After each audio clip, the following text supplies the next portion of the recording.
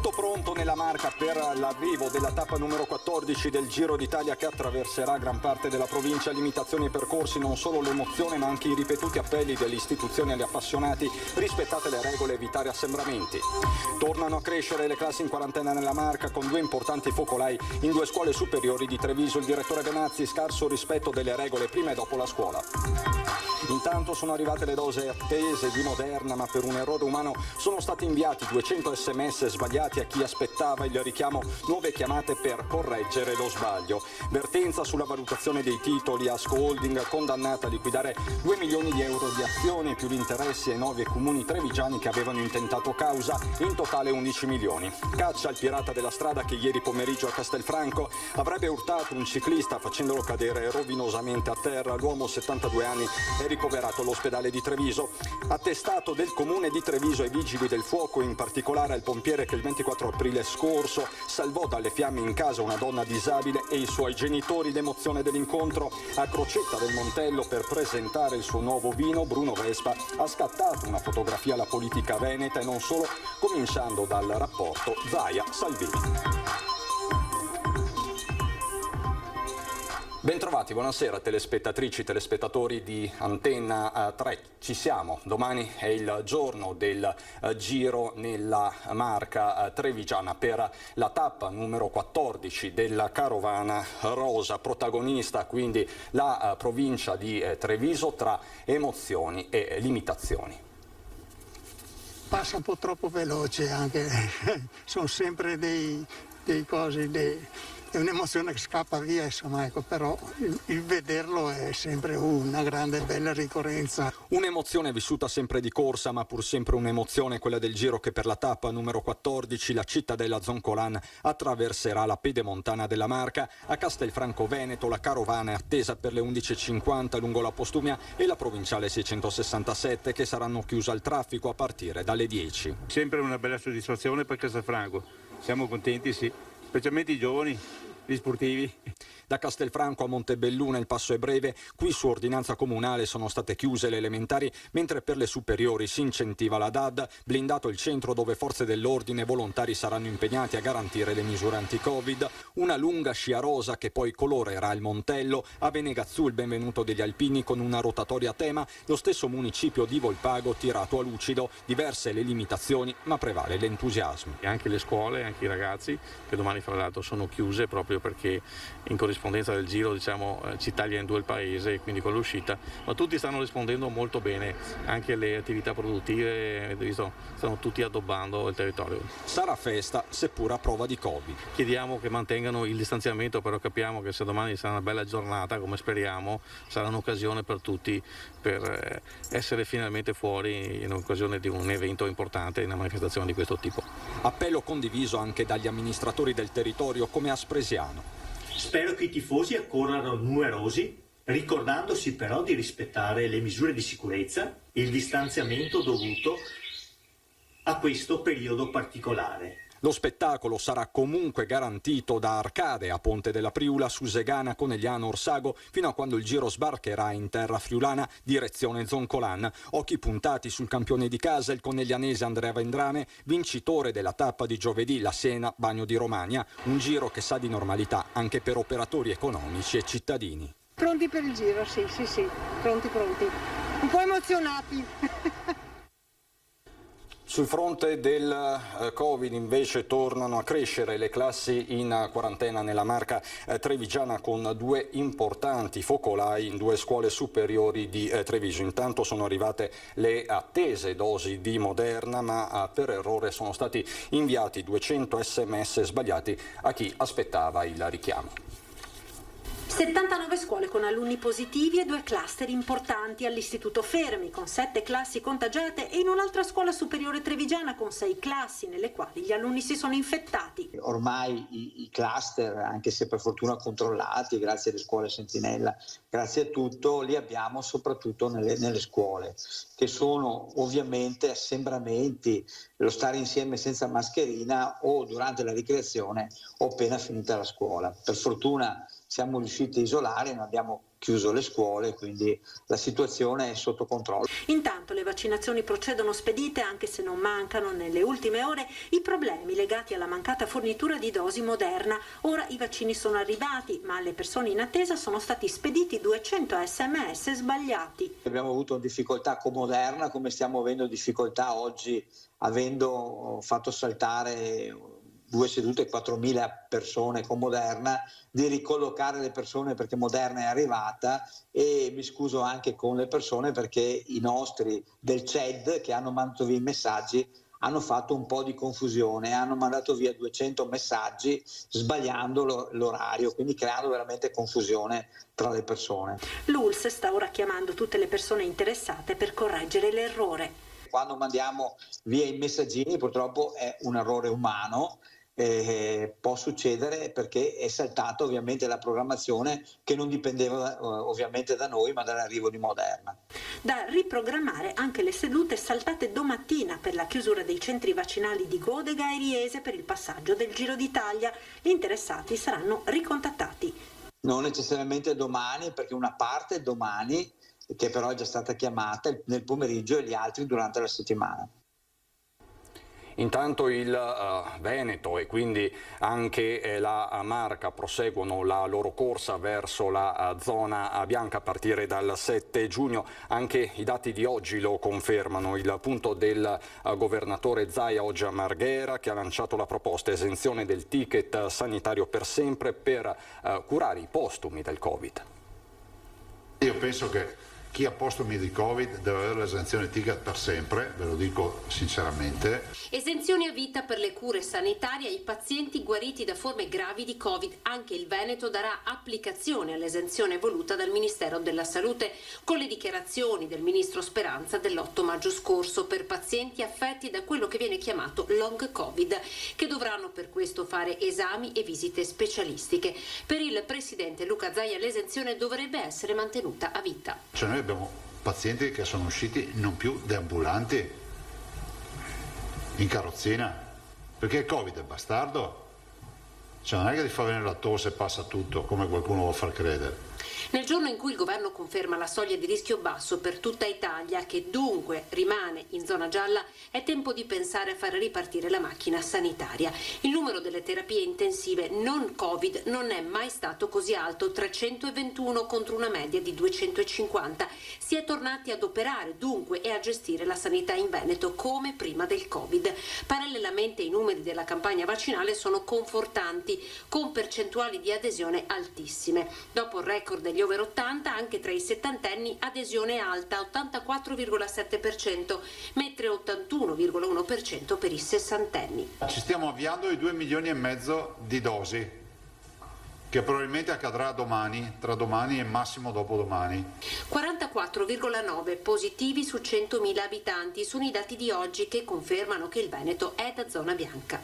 Noi siamo zona bianca, solo che avendo cambiato le regole lo siamo di fatto ma non di diritto. Una spinta forte questa per il turismo, dati buoni uguale azzeramento delle restrizioni. La conferma arriva dall'assessore Caner, il settore sta ripartendo. Abbiamo le prenotazioni sicuramente in totale accelerazione. Mi sa che qua recuperiamo 2 anni in uno. E il servizio turistico in Veneto, Zaia insiste su questo, comprenderà anche il richiamo di vaccino se fosse necessario. Venerdì 31 il ministro del turismo Massimo Garavaglia sarà in Veneto e si parlerà anche di questo. C'è una notizia dell'ultima ora. Asco Holding, società che controlla il 52% della multi-utility quotata Asco Piave di Pieve di Soligo, è stata condannata dal Tribunale delle Imprese di Venezia a liquidare i comuni di Spresiano, Cison, Follina, Pieve di Soligo, Giavera, Mareno, Segusino, Trevignano e Riese, più di 2 milioni di azioni complessive, oltre agli interessi maturati da maggio 2019 a conclusione di una causa legale mossa dai sindaci, in totale 11 milioni.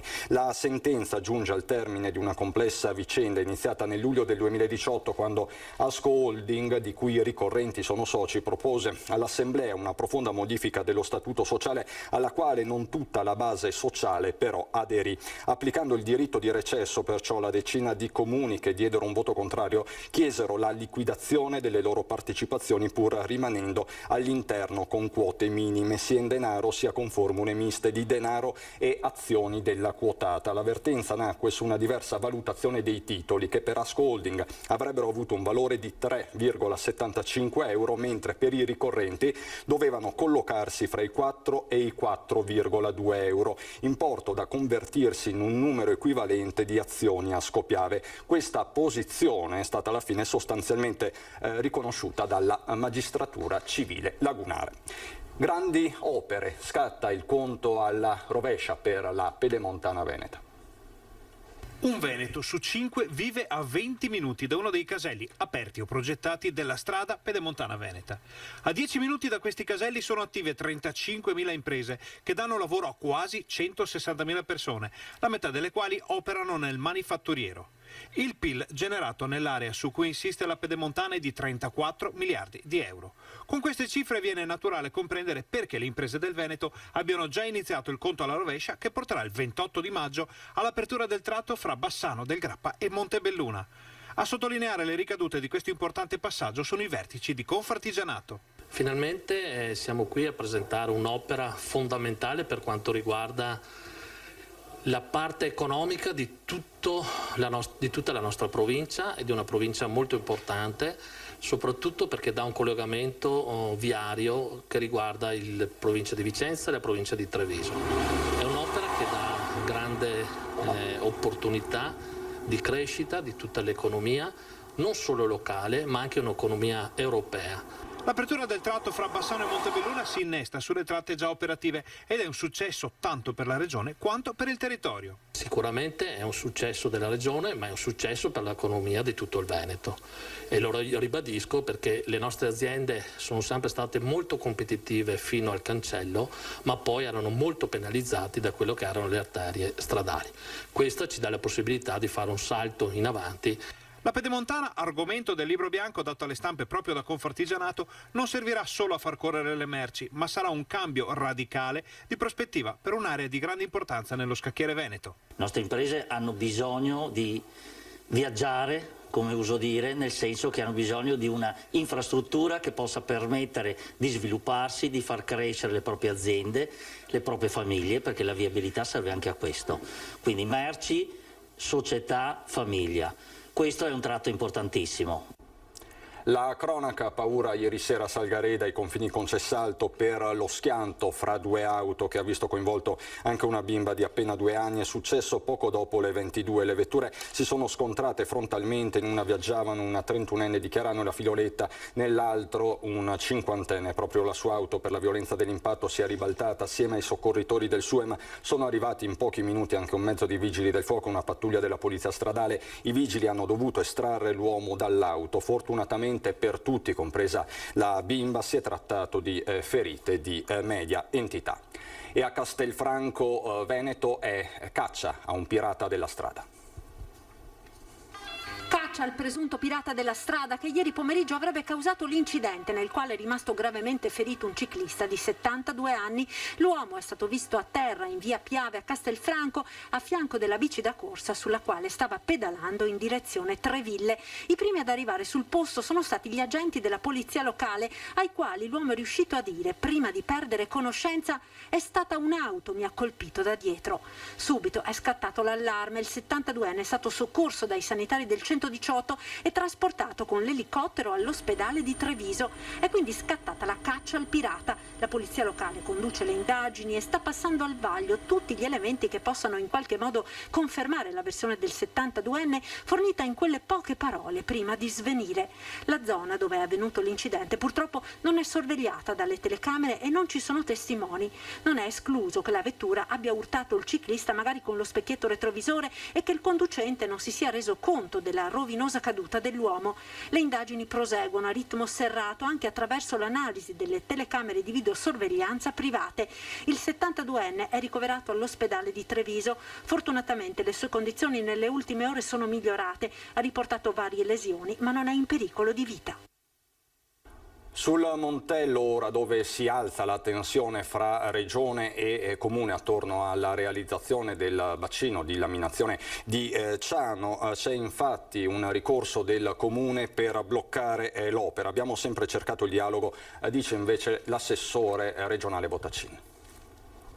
Abbiamo cercato in tutti i modi di condividere con il Comune di Crocetta la progettazione da fare insieme, e non c'è stato verso, adesso c'è un ricorso e il Tribunale deciderà. Lo scontro da politico è diventato giudiziario con il ricorso al Tribunale delle Acque di Roma, già perché il Comune di Crocetta ha impugnato la delibera 302 della Regione risalente al marzo di quest'anno, che avvia le procedure per la gara di progettazione del bacino di laminazione sulle Grave a Ciano, opera che consentirebbe di invasare circa 35 milioni di metri cubi d'acqua, così da abbattere eventuali colmi di piena del Piave. Questo intervento va a cancellare un terzo del territorio di Crocetta. Io credo che qualsiasi sindaco, se si mette nei miei panni, sarebbe preoccupatissima. Il ricorso non sospende l'iter, con la prima udienza fissata il 22 settembre. Sul tavolo ci sarà il piano stralcio di sicurezza idraulica del Piave, dove, dice il sindaco, gli interventi prioritari erano stati individuati in altre zone.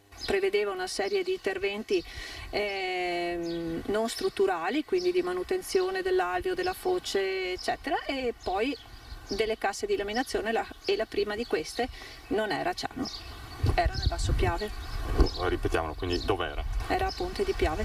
Interpretazione che la Regione non condivide. Il bacino è previsto eppure finanziato. Io non devo difendere assolutamente nulla. Noi abbiamo il compito come Regione di attuare le opere che ci vengono indicate dai soggetti superiori, quindi dallo Stato.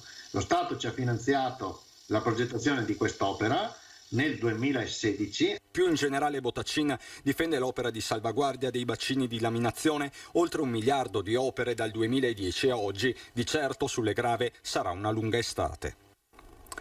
A Conegliano, dove dopo le prime aperture e i disordini che si sono verificati nelle scorse settimane in piazza Cima, il commissario straordinario Antonello Rocoberton ha firmato un'ordinanza che prevede l'obbligo di chiusura dall'1 di notte alle 5 del mattino per tutti gli esercizi in cui è prevista somministrazione di alimenti e di bevande. L'ordinanza di fatto entra in vigore operativamente quando, con il passaggio della zona bianca, il coprifuoco verrà eliminato definitivamente. Nel testo si legge anche l'obbligo per gli esercenti di accatastare e legare sedie e tavolini, e per i cittadini il divieto di bivacco in tutto il centro abitato, in particolare nel porticato del Duomo. Non solo, loggia del municipio, scalinata degli Alpini, Corte delle Rose, piazza Fratelli Zoppas e gallerie. Divieto pure di consumare bevande al di fuori degli esercizi pubblici autorizzati. Così dunque a Conegliano.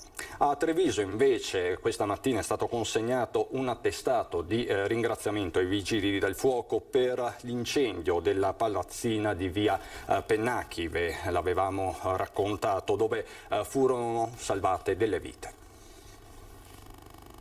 E sentivo uno che la fortuna, ho aperto subito, mi si presenta questo vigile che io ancora non ho avuto il piacere di risolvere. No, veramente, guarda, non so se si ricordano, sì, veramente è stato grande. Era dallo scorso 24 aprile, quando era divampato un incendio nel suo condominio a Santa Maria del Rovere, che il signor Angelo attendeva questo incontro. L'appello per conoscere l'uomo che aveva salvato lui e sua figlia lo aveva fatto anche in un nostro servizio. Il vigile del fuoco Marco Bisona, tra le fiamme e il fumo, si era comportato da vero eroe, riuscendo a portare in salvo Sara. La donna con disabilità non poteva fuggire dalle fiamme senza aiuto. Fermo al suo fianco papà Angelo, che nel frattempo aveva invitato la moglie a mettersi in salvo quando ormai la palazzina era satura di fumo. Alla fine l'ha incontrato il suo eroe? Mamma mia, con gran piacere veramente, perché di fronte a questa azione e la forza che ha avuto per agire come ha agito, portare giù la bambina a peso morto così. Le sarà sempre riconoscente. È una riconoscenza continua, senz'altro.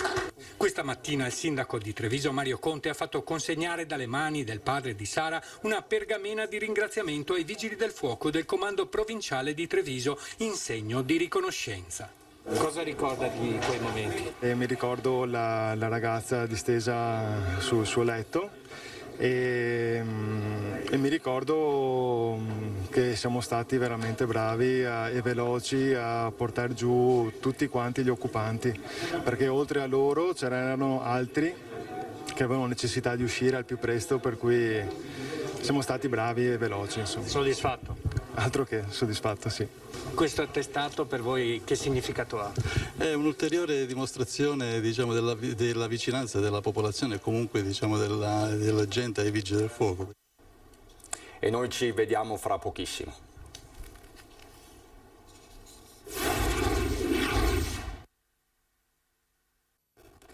Di nuovo in diretta per ritornare sul Montello, dove oggi pomeriggio il giornalista Bruno Vespa ha presentato il suo nuovo vino e si è soffermato su alcune questioni politiche molto importanti, partendo dal rapporto tra Zaia e Salvini. Voi non toglierete mai dalla bocca di Salvini una parola contro Zaia e mai da Zaia una parola contro Salvini. Questo capisco che noi giornalisti tendiamo a far litigare la gente, ma in questo caso mi pare abbastanza difficile. Sono due filosofie diverse, due ruoli completamente diversi, quindi sono perfettamente compatibili. Zaia ha fatto moltissimo per il Veneto. Non si sottrae alle domande e non potrebbe essere altrimenti uno che le domande le fa. Bruno Vespa, tra le colonne portanti del giornalismo italiano, inevitabile guardare alla campagna vaccinale in Veneto. Mi pare anche qui il Veneto sia andato bene, insomma, assolutamente, i risultati poi lo dicono, quindi no, complimenti. Adesso la materia prima arriva e quindi i vaccini si moltiplicheranno anche qua. Quanto al rapporto governo-regioni nella gestione della fase pandemica, Vespa mette la palla al centro. Non mi pare un derby, insomma, no? Alla fine hanno fatto gli errori gli uni e le altre, hanno meritato gli uni e le altre, adesso stiamo uscendo bene grazie agli uni e alle altre. Regioni che chiedono autonomia, in primis il Veneto. Come la vede questa partita? Ma mi pare che già ne ha avuta abbastanza. Poi però adesso in un'intervista di 2 minuti su questo merita un libro. Comprate il mio libro, forse qualche cosa leggerete. Queste le considerazioni nel giorno in cui il giornalista, da tempo produttore di vino in Puglia, ha siglato un accordo con Villa Sandi per la produzione di una propria linea di Prosecco. Anche qui Zaia c'entra qualcosa. È una sfida lanciatami da Luca Zaia nel fare il Prosecco. È venuto lui ad inaugurare insieme con il suo collega pugliese Michele Emiliano la mia masseria l'anno scorso, e lanciare un grande vino fatto con uve del Veneto e con uve pugliesi, il Terre Giunte. Allora mi ha detto: allora Terre Giunte fino in fondo, allora fai il Prosecco. Sfida quindi accettata in nome delle bollicine più famose al mondo, capaci di resistere anche alla prova del Covid. Siamo partiti veramente, come si dice, in quinta marcia. Abbiamo ormai da giorni i vari paesi che si aprono, i ristoranti che si aprono, i bar, dove sicuramente il Prosecco è molto apprezzato. Possiamo solo aver fiducia in questo 2021, che sarà un anno di soddisfazioni. Immancabile il brindisi di rito, pure con dedica. La mitica Antenna 3. Vediamo adesso le previsioni che ci aspettano per il weekend del nostro generale Iannicelli. Mancando l'anticiclone delle Azzorre, come ricordo sempre il vero artefice dell'estate, della bella stagione, o un anticiclone molto molto timido, vedete è debole e soprattutto è arretrato sull'Atlantico. Per domani, sabato, abbiamo una nuvolosità, a tratti anche un po' più intensa. Per domenica di nuovo una nuvolosità variabile, una stratificazione delle nubi, delle schiarite anche abbastanza evidenti. I fenomeni si ripresentano di nuovo nella nottata tra domenica e lunedì e quindi apporteranno un peggioramento con precipitazioni anche temporalesche per i primi giorni della prossima settimana. Poi da metà della prossima settimana dovremmo avere un miglioramento più sensibile, più indicativo, quindi con un cielo che si rasserena e le temperature sono piuttosto ballerine, 18, 19, 20 gradi quando c'è instabilità, per poi quando c'è queste pause di cielo sereno, quindi c'è un forte riscaldamento che se da una parte fa aumentare le temperature anche al 23, 24, 25, 26 gradi, dall'altra favorisce energia che poi con l'impulso di aria fresca o fredda dà vita ai temporali che si sono avuti intensi, addirittura le grandinate che hanno provocato purtroppo danni nella zona pedemontana, e questo pericolo continua ad esserci. L'Alta Adriatica è previsto mosso. È tutto. Andiamo adesso a Belluno.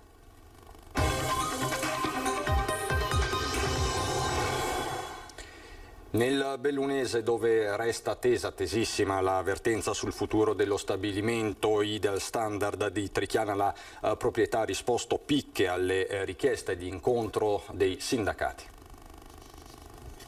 L'invocata pace sociale si è tramutata in lotta severa. Le organizzazioni sindacali hanno proclamato 8 ore di sciopero della logistica oggi, altre 24 ore sono programmate per le prossime settimane. Il futuro di Ideal Standard è appeso a un filo, la proprietà tace sul mantenimento dello stabilimento e sul futuro occupazionale. Fintanto che non ci daranno delle garanzie su queste due questioni, la nostra mobilitazione continua.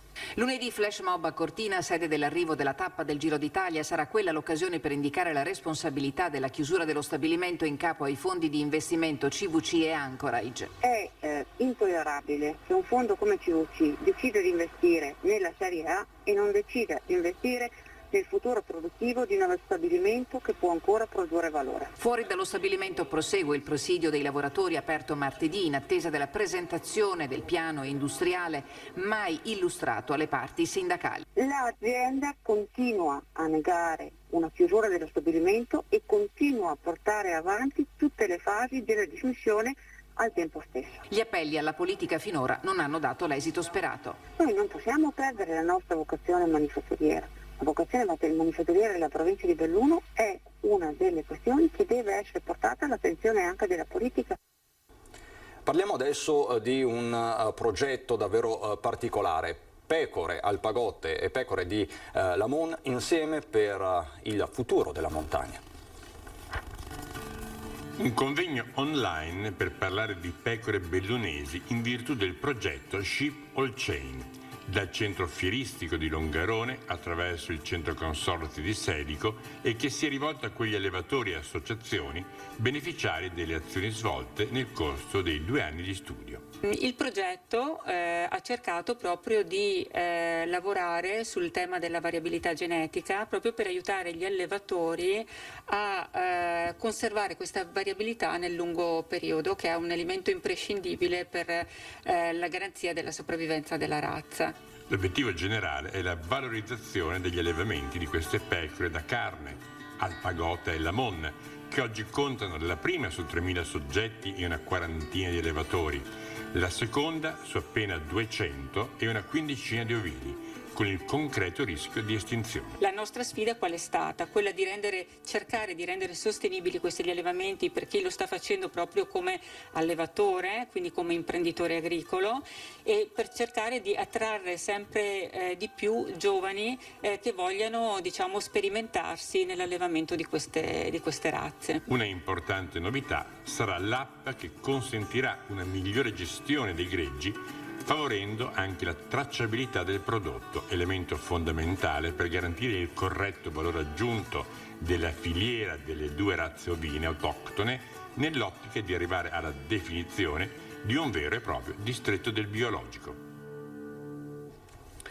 Un grande cuore come segno di solidarietà e fratellanza è stato esposto a Cortina sulla facciata del Comune Vecchio, lo vedete, è l'opera realizzata all'uncinetto dal laboratorio creativo dell'associazione dell'Eofund, che ha visto per la prima volta la luce a Vo Euganeo per ricordare la prima vittima della pandemia. 20 metri quadrati di ampiezza, 26.000 metri di filo utilizzato da 14 donne in 1.200 ore di lavoro. Per il suo valore universale l'associazione ha scelto di esporre il cuore solidale in diverse città italiane. La tappa a Cortina in occasione dell'arrivo del Giro d'Italia rappresenta la vicinanza al mondo dello sport, che non è rimasto esente dal coronavirus. È tutto anche per questa edizione, non ci sono aggiornamenti dell'ultima ora da Treviso e Belluno. Ci sono adesso le previsioni del tempo. Grazie per l'attenzione e buon proseguimento.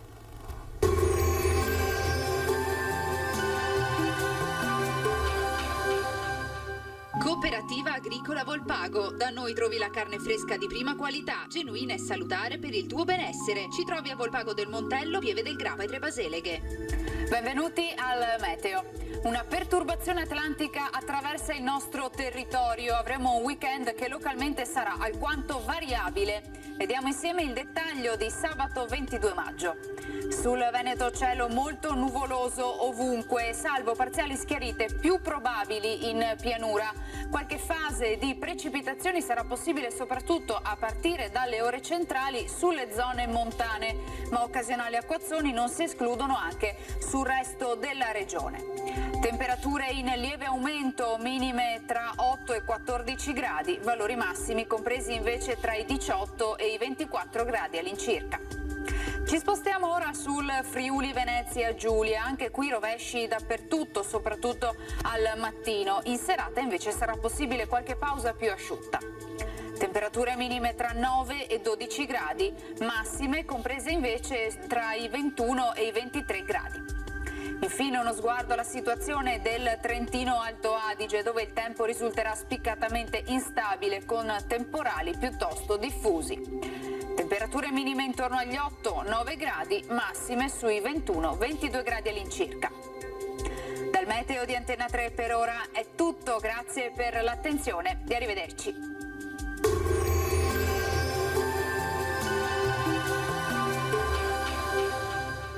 Cooperativa Agricola Volpago. Da noi trovi la carne fresca di prima qualità, genuina e salutare per il tuo benessere. Ci trovi a Volpago del Montello, Pieve del Grappa e Tre Baseleghe.